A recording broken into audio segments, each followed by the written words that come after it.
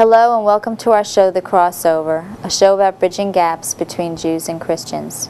Today I have the honor of bringing to you Menachem Perlmutter, who is an Auschwitz survivor living in Israel today, and for the past 40 years has been helping to green the desert in Israel. He lives in the Negev. I want you to hear his story and be inspired. He's a living Ezekiel 37.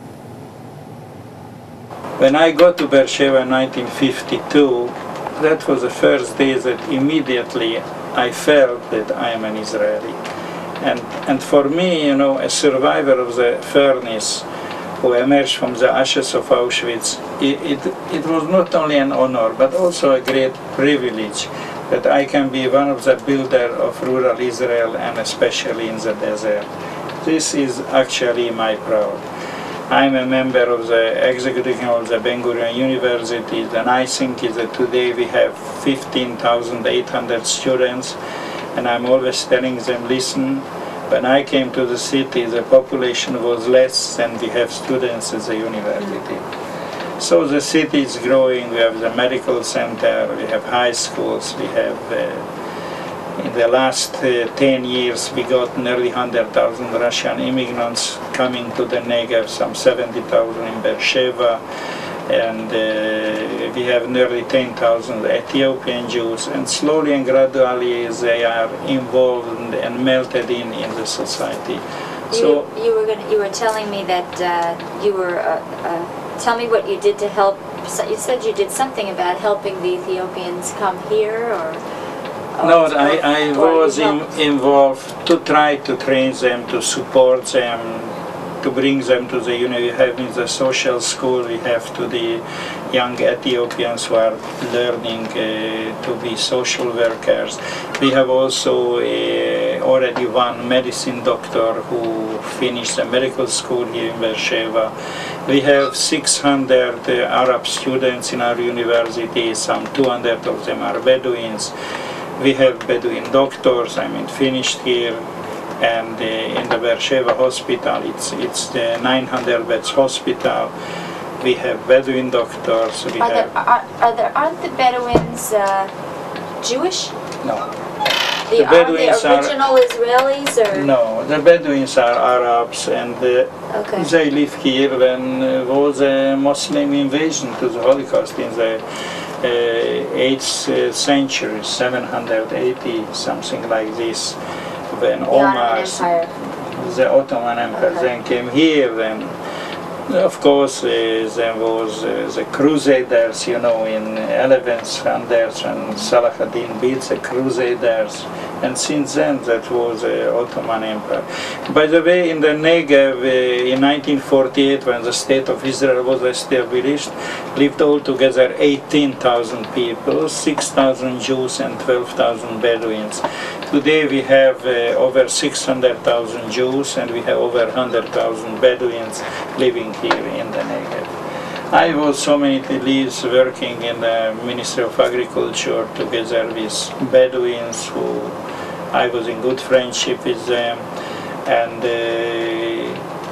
many of them voluntarily serving in the army. You know, we have a big tracker unit, you know, trackers, like the Indians going after the footsteps. Oh, trackers, yeah. Trackers, excuse me for my English. Sounded like truckers. Yes, trackers. Okay. And so many of them. They're perfect for the army then, aren't they? Yes, oh, they are. And of course, they all started to be more incited now by the Palestinian, and the national feeling is increasing, and what's more, education they are getting, they are changing the general view, but all together we live together very nicely. I have here a couple of neighbors who are Bedouin origin, and no problem. Taking the bus over here, I saw a bunch of camels, and my Uncle Mickey said there's a bunch of Bedouins over there. Now, are still a lot of them traveling from place to place with their herds? Or, you know, well, Rosalind, we are building now 7 cities to settle the Bedouins, because they are full-right Israeli citizens, and to get all the municipality services, schools and everything, We are trying to bring them together in Bedouin in cities. We have Rahat, it's already over 20,000 population, a nice big Bedouin city. But you have to understand that the problem is with the older generation. I mean, the young generation wants to have better condition to go to the houses, etc. The older generation prefer to stay in the tents, and they move. They don't move so much like before. But actually they are coming to the city to get all the medical service, for example. Okay. I was reading the Bible the other day, and I thought I'd share this passage with you, and I have a question to you concerning it. It's from Deuteronomy 8:7-8. It says, "For the Lord thy God bringeth thee into a good land, a land of brooks of water, of fountains and depths that spring forth out of valleys and hills, a land of wheat and barley and vines and fig trees and pomegranates, a land of oil and honey." So Menachem, speak to me about redeeming this. Tell me what this, what your life has to do with this scripture. Well, I tell you, Rosalie, one thing you have to understand. I tell you a small story about the late David BenGurion. You know who was BenGurion. When BenGurion joined the desert kibbutz of Sde-Boker, which was in the middle of nowhere, many visitors came to him. One of them was a British reverend. His name was Reverend Norman MacLean, who was actually the chaplain of the British royal family. And when they were sat on the balcony and watched the sunset, beautiful view in the desert, Reverend MacLean asked BenGurion, "Tell me, Mr. BenGurion, what do you think? The good Lord blessed us with fertile valleys, with good land, fresh water, forest, lakes, trees, everything to please mankind. So why did he bless us with the desert?" And BenGurion's answer was to make possible for the human being to participate in the creation. You have to know it's written, Shutaf ha'adam le'ma'aseh bereshit. Partner is a man on the completion of the creation. And what we are doing, Israel has developed the drip irrigation. This is the computerized Israeli system. This is the only way how to transform the wasteland to a place where people are able to work, to create and to produce. On our bus over here, my uncle was telling me that, you see this? He's showing me the desert. And there's one side which really there wasn't a lot. There's another side with orchids and trees and all that. He said there was none of this. It was all just like that, barren. And I was reading somewhere that apparently 4,000 years ago, whenever that this scripture was spoken, that Israel was supposedly full of this, but perhaps did they cut down? Do you think the Negev once had an abundance of trees, never? Okay. It's always a very dry area, and you have to understand that there's a description of milk and honey. When there's two spies, Josh and the spies together. They go to Jericho. Jericho is an oasis. They are coming from a harsh desert. And they are coming back from Jericho, where was palm trees and water and everything. So they described it on that day. And one thing I can tell you, we had here only 7 species, wheat and barley, pomegranate, etc. You mentioned. Today we have everything. Moses made a big mistake. I mean, he took us here. Israel is north from the tropical fruits, but we are south from the subtropical fruits. So we had with the research to overcome all this, and today actually we are not limited. We are able to grow anything, any time of the year. The problem, not a problem. The good thing is that, for example, when I say to transform a curse to a benediction, we discovered here that we have 88% of the year completely clear sky. The duration of radiation is maximum, and we are able to grow all the summer vegetable winter time without any artificial heating. Professor Arya Isser discovered that under the Negev and Sinai there is a huge lake of fossil water, not replenishable water.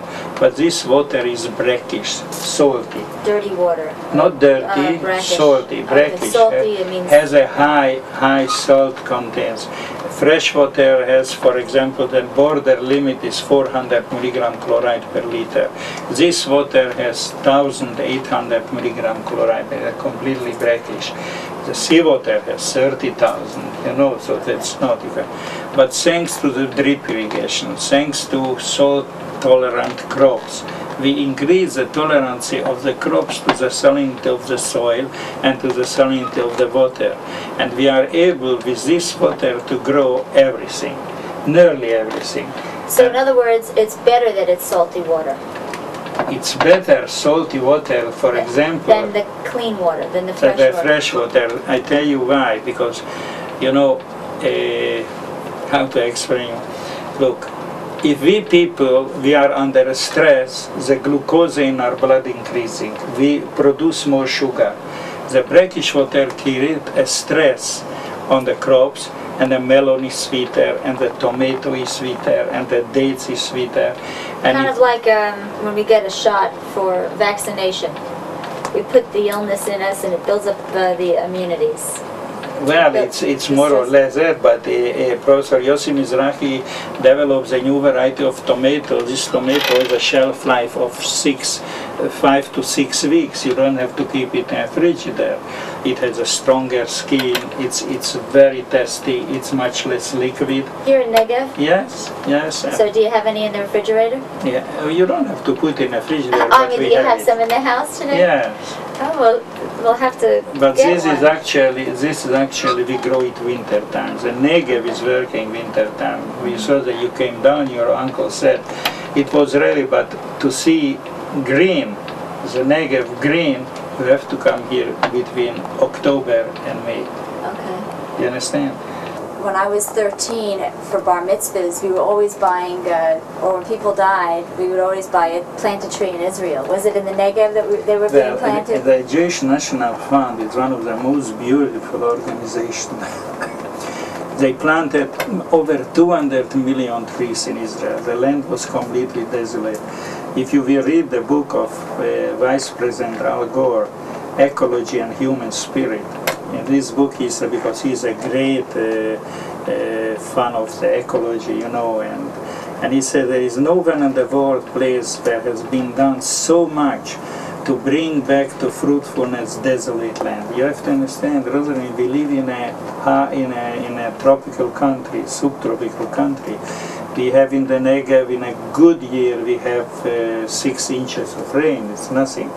But 1 dunam, 1,000 square meter of eucalyptus trees create, for example, 60 kilo oxygen for 24 hours.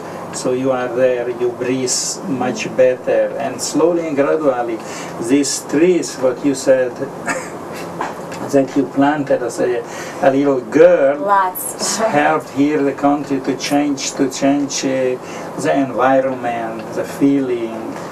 You know, there is a biblical verse. He said that when you plant a tree and the Messiah come, first finish to plant the tree and then go and greet the Messiah.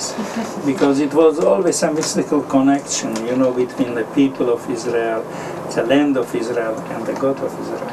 I also was going to ask, knowing that BenGurion, the first Prime Minister of Israel, lived on a kibbutz here when he retired, how close is his dream? I heard that he had a dream that he would hope that 5 million Jews would settle here in Negev if necessary. If more Jews were taking Aliyah, this would be a place. How close do you think it's this is the greatest reserve, land reserves in Israel. You have to understand. Now, when I got to the country, we were 600,000 Jews. Today we have 5 million Jews and 1 million non-Jews, so 6 million people. Now, about the Negev, you have to understand, it's more and more residential cities are, we call it the... cropping up. Coming up, you know, near Beersheba, near Tel Aviv, many places. But especially in the Negev, we are still far away to accomplish BenGurion's dream about population. You are very much a part of God's plan, because, you know, there's so much prophecies about the greening of the desert and the return of the Jews back to their homeland. I mean, do you ever feel like you're just like a puppet in his... Yeah, I understand your question. I tell you, I feel one thing, that I am very privileged that I live here and I build here and I am here and working with people who are contributing every day for development of the country. And I believe very, very strongly that more Jews will come to us and more Jews will come and to settle here. And I am a great believer in peace, and now that Ehud Barak is in America, I am a great believer in Ehud Barak, because peace is important for all of us. I know Palestinians, and believe me, they need the peace not less that we need it. And I believe that this will come. My personal feeling is that I was privileged that I got here, and I created here my family and my friends. And you know, when I'm moving around between these young people at the university, they always said I'm 73, that you know, if you are moving around between young people, you feel a little younger. And I have a great feeling that I have this, and I know so many young people, and these young people are great. I just want to close, before we go on our trip into the desert, that there's a special book that Menachem Perlmutter is in, actually. There's a book called Testament at the Creation of the State of Israel. Aaron Levin, an introduction by Shimon Peres. And it's stories of 50 people who've helped transform this land and make a difference. And right here, and number 2 person here is Menachem Perlmutter. And so this book can be bought in the United States, I know. If anyone's interested, it's written in English. This is another book that there's a whole chapter on Menachem that he shared with me. It's called The Garden and the Gun, A Journey Inside Israel. And there's a whole chapter on him. And this is by, the author is... Erna Paris. What is... Erna Paris. Erna Paris, and she's from Canada, right? So, and, you know, you could find information about Menachem also. There's a section, this is a printout from the internet, actually. Jerusalem, Virtual Jerusalem presents Israel at 50? What does that mean, at 50? When Israel was 50 years old. Okay, all right. So there's a whole section just on him in there. Already. And if anybody ever wants to go to BenGurion University, that's where we're going to go now, actually, yes. Right? So we'll go check it out. And actually... Rosalie, thanks for coming, and L'chaim.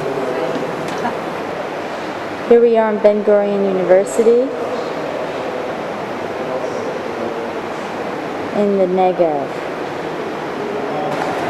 Well, Rosalie, now we are in the Minkoff Hall of the BenGurion University, and this is, we just celebrated last May the 30th anniversary of this university.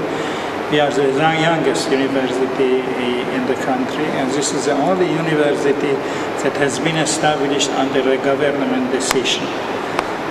The importance of this university is that most of the desert development studies are making here. We have here all the faculties. We don't have a justice faculty, but we have 2 very important desert development research stations. One is in Sde-Boker, the Yaakov Blaustein Institute for Desert Research, and we have, not far away from here, we have the Institute of Applied Researches, where new varieties of crops and fruits and algae are under development. The students are coming from all around the country. We have 15,800 students. Thereof some 46% are from the Negev. The rest are coming from different parts of the world. We have some 600 Arab students. Thereof some 250 are Bedouins. We have already great success in the School of Medicine. We have Bedouin doctors. Even we have one Ethiopian who finished medical school as well. The university for me as an old-timer in the Negev, it's a very great thing, because when I came to this city in 1952, it was a question, we will have maybe one high school. And today, not that we have all the high schools, we have many high schools, comprehensive high schools, and now we have this beautiful university. You know, BenGurion also said if the state will not put an end to the desert will put an end to the state. And Israel's greatest achievement will be not how we shall not achievement, the greatest problem may be how we will fight the hostile forces, but the important thing is how we shall transform the wasteland to a place where people are able to work, to create and produce. Because, you know, as is written in the Holy Bible, Israel light unto the nation, Israel or the Goyim. So that's about the BenGurion University. And let the righteous be glad. Yes, let them rejoice with gladness. God has triumphed mightily. Let God